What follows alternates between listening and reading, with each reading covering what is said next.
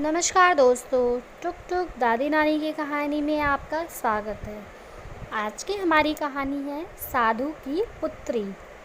गंगा नदी के किनारे एक साधु रहते थे। वे न केवल विद्वान थे बल्कि उनके पास जादू शक्तियाँ भी थीं। एक दिन वे ध्यान में मग्न थे, तभी बाज की चोंच से एक चूहिया छूटकर उनके हाथों में आ गिरी। उसकी छोटी सी पूँछ व काली चमकीली आँखें थीं।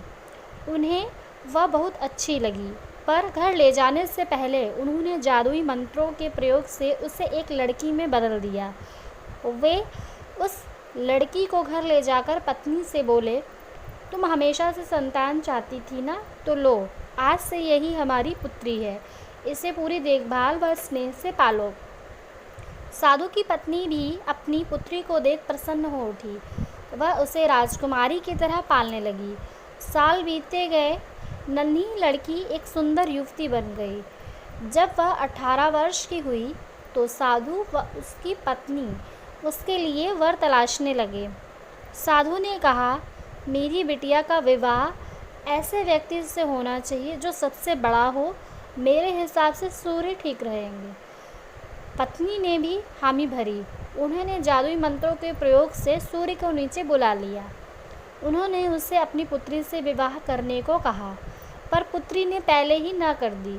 वह बोली, पिताजी, यह तो बहुत गर्म है। मैं उससे विवाह करूंगी जो इससे भी बेहतर हो। साधु निराश हो गए। उन्होंने सूर्य से कहा कि वे ही कोई वर सुझाएं। सूर्य ने कहा, बादलों के देवता से बड़ा कौन होगा? उनमें तो मेरी कीड़ों को भी रोकने की शक्ति है।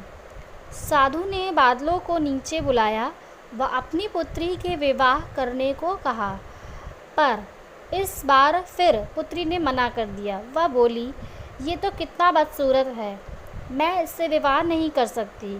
साधु ने बादल देवता से कहा कि वही कोई अच्छा वर सुझा दें। वे बोले, पवन देवता ठीक रहेंगे, वे तो मुझे भी अपनी फूंक से उड़ा देते हैं। साधु ने पवन देवता को बुलाकर अपनी पुत्री से विवाह करने को कहा।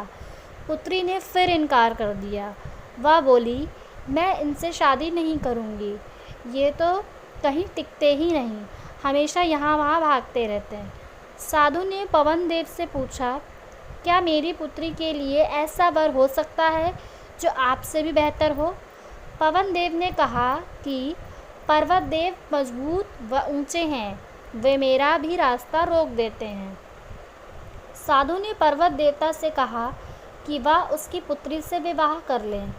पुत्री ने फिर से मना कर दिया। वह बोली, ये तो बहुत लंबे और सख्त व कठोर हैं, मैं इनसे विवाह नहीं कर सकती। इनसे भी बेहतर कोई होना चाहिए। पर्वत देवता ने चूहे का नाम सुझाया।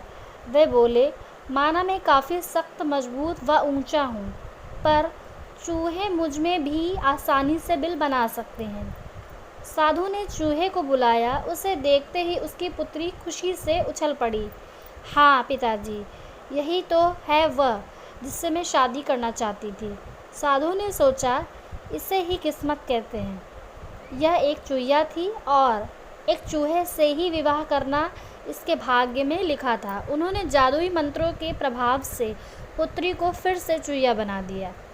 चूहा व चूहिया विवाह करके खुशी खुशी रहने लगे।